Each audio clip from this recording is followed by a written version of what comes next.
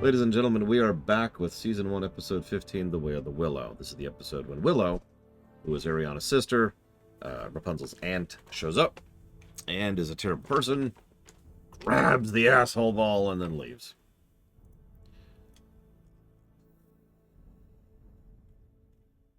Yeah, this is Gremlins. I know you mentioned Tribbles, but no, this is Gremlins. So,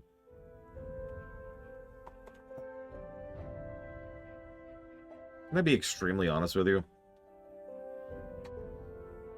There were certain parts of this episode that were so irritating, I found the need to do something else to kind of take up my mind off of it while the episode was playing. So, I was having a brief discussion with Easel and with Rax about flight sims. And which kind of flight sims are worthwhile and which ones are at. Because the flight sim genre has just been dead for years at this point. Since, like, the mid-aughts. So, you know, it's been, 18 years since we've had some really good flight sims. I'm being a little facetious. There's not many, is the point. There's like 5. And that's the point, is that the genre's just been dying. And even now I'm talking about that instead of talking about the episode. I'm sorry, you're here to talk about the episode. So, there's an Empyrean shower. That's 4 holidays now. And Lance is at the lunch table with royalty. With no explanation. Oh, excuse me, no explanation and no nothing. Just Lance is now eating with the king and queen. Okay, that's a little sudden. Hi off the deeper end. Hello. I release you. Be free. Oh, speaking of which, add that one while we're at it. Eugene then has to give a discussion to Lance about how to talk in front of royalty. Is this the same Eugene? You know, the same one who was terrible at this exact same table, no less. And I know what you're thinking. Lore, he's grown. He's become a better character. Okay. Growth is a gradient. This actually irritates me because fiction does this periodically. Not always, but like... Oh no, we did actually have a shorty. But like, it's like someone just flipped a switch and all of a sudden Eugene is just better. Because that's what happened, right? There's no gradient, there's no arc, there's no understanding. It's just... Okay. I'm not complaining, per se. But it is kind of weird. Yeah, he's just... And now he's back to being movie Eugene. Oh, okay. Did someone have a talking to with someone under the hood? Is that what happened here? So, they're going to have their first trip together, which is immediately interrupted by Willow. And we learn where the mustache came from. Did you catch that, by the way? One of the guards has talked about this mustache for several episodes now. It's always been this little quiet thing back in the background. And now we finally learn where it came from. And so we have the aunt. She's wild. She's crazy. She's zany. She's the asshole of the episode. She's also barefoot, unrelated. She apparently found this thing called an umlaut from the Nasrudnian Empire. That's another thing about the geography that they'll never mention again. Willow is immediately irritating and immediately hits it off with Rapunzel. Of course she does, because everyone hits it off with Rapunzel. And then there's the hamster. Let's talk about irritating. Let's say that you want a character to be irritated. Okay, yep, alright. So when you're trying to make a character who is irritated, usually you have to do something irritating, which means you have to showcase it on camera. Now, there's a lot of difficulty in doing that properly, because generally speaking, if you are making something irritating, then you're also going to irritate your audience. And I've said this before and I'll say this again, deliberately irritating is still irritating. So, like for example, this stupid umlaut and its stupid bell is the kind of thing they should have done maybe 3 times total in the entire episode. Maybe 4th. Instead, it's constant. This is ignoring the fact that Willow herself is just kind of an unpleasant human being. And she is. She is the asshole of the episode, let's be very clear. Like, even when she's trying to make peace, she just says, "Oh, I said I'm sorry. What more do you want from me?" Like, that's her approach at making peace, is empty words. It says a lot about how kind of crap of a person this is. There's even 2 separate scenes where skipping ahead a little bit, where Ariana and Willow are arguing with each other, and it's clearly framed like one of those scenes where both sides have a point, but they don't, because Ariana is just right here. Willow's just being a prick without any kind of reasonability or responsibility. Willow and Ariana is a queen who's in charge of running a kingdom.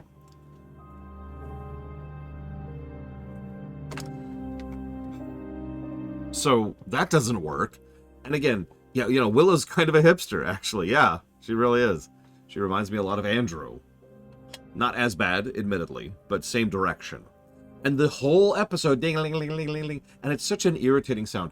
How many of you hate those people who stand outside of stores during Christmas, ringing a bell constantly? There is nothing that has ever convinced me more to not give money to charity than those assholes with the bells, and they're just ringing it endlessly and forever. And it's just such, it might just be me. I actually have extremely good hearing and a good sense of hearing. Audio engineer. But like, God, that kind of repeating, high-pitched ding, ding, ding, ding, that drives me insane.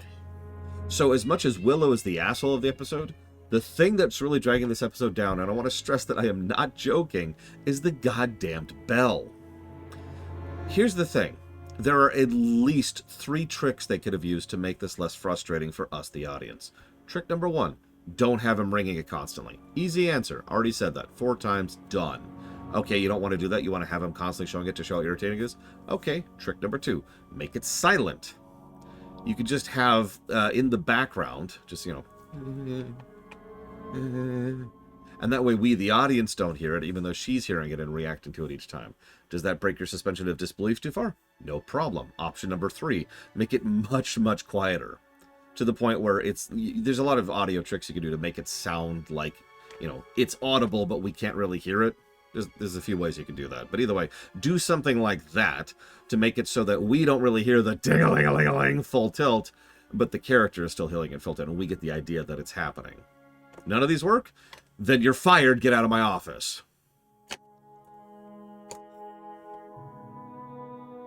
So the hamster, excuse me, is awful, and the dad is bored, and they of course, Willow loves being at the Snuggly Duckling. But then there's a scene which actually made me pause and rewind because I was confused. There's this bit where Willow is telling a story and being humiliating and embarrassing towards her sister. And then Ariana says, in a lighthearted tone, just another one of Willow's harebrained failures, huh? And everyone immediately turns around and just glares at her. The whole room goes silent. As if she had just said the C word, right? As if she just called Willow something really, really unpleasant. And they all just glare at the queen. And even Shorty shows up. This is when Shorty shows up and is like, awkward. There's your Shorty moment for the episode. And then Willow walks over and is glaring at her. Once again, as if she just said the most horrible thing. And it's like, okay. I was so confused by that I actually had to rewind and rewatch the scene because I thought I missed something. No, I didn't miss anything. Okay. So then Ariana vents to Willow for the first time, quite accurately, and she says a line that really stuck with me. I actually wrote it down. You just like what giving me a cute, exotic thing in front of everybody says about you. And yeah, that's a hipster right there. Oh, look at this wonderful, exotic, rare thing that nobody's... You don't even see these. I found it in the Didarian Empire of the distant land of Kukukonga. You can't even get there without a special boat that requires you to paddle with your hands right where you are, and blah, blah, blah, blah, blah, blah, blah, right? You just feel the vibe there. And that is absolutely how she acted when she gave her the gift back at the beginning of the episode. I should know. I rewound and double-checked that. You hit the nail on the head. She's a hipster. Hang on, Triaxia said something. Why didn't Willow get a royal title? Knowing Willow, she probably was like, "Oh yeah, I don't need a royal title. I'm content being off and enjoying my little adventures." Also, she's probably rich, so she probably has some kind of royalty going for her. I mean, traveling the world is expensive. Anyways, so she rants about responsibility. I actually already mentioned this a little bit earlier. And considering she's a queen, you know, the person who's in charge of running a kingdom, it makes perfect sense that she's kind of has a thing for responsibility. This is also when it fails to show that both sides have a point, because Willow's just in the wrong, and then the goblins show up. I realize I'm dating myself with that, not like anybody else would, but goblins was an old thing. Like there's this little dude, and if you don't follow these exact rules, he'll spawn these goblins, and they'll cause mischief and all sorts of horrible stuff. They actually had 2 films, a couple games. It was a little thing for a while there. Anyways, these are the goblins. Cool. So then we have the goblin section. Great animation on the crowd as it's pouring through the canyon. Action sequence, yada yada yada. And okay, I'm sorry. Am I saying goblins? I even have in my notes gremlins. I'm sorry. I'm tired. Like I said, I'm gonna lay down right after this. So, the gremlins, excuse me. Good animation on the crowd, action sequence, yada yada, and we just have to hear that stupid bell more than once, actually. Like, first, the thing has to be like, "Yay, I'm so happy to have it back." And then second of all, she leaves it behind, and we hear it one last time, and that's our wah-wah. The end. Can we kill this stupid thing? Is that a thing? Can we just stab this thing? Like, straight through the chest?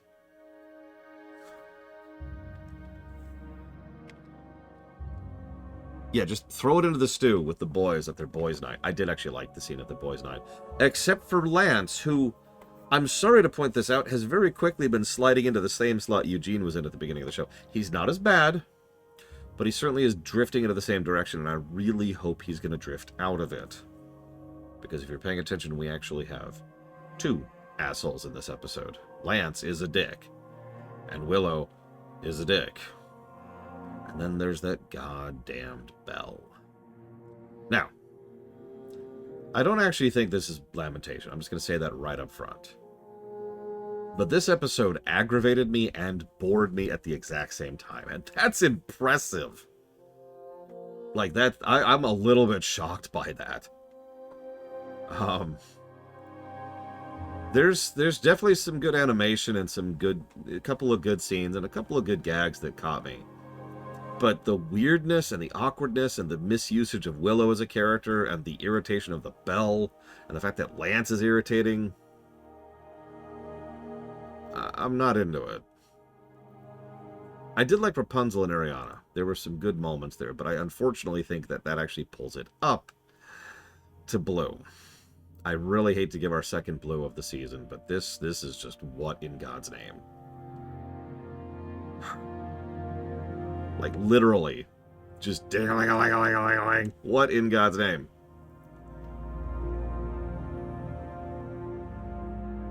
But I'm going to go lay down. I don't know how long I'm going to lay down for. I'm just going to lay down until I get up. Then I'm going to have some lunch. Probably do a little bit of light exercise just to get my blood pumping, my oxygen flowing.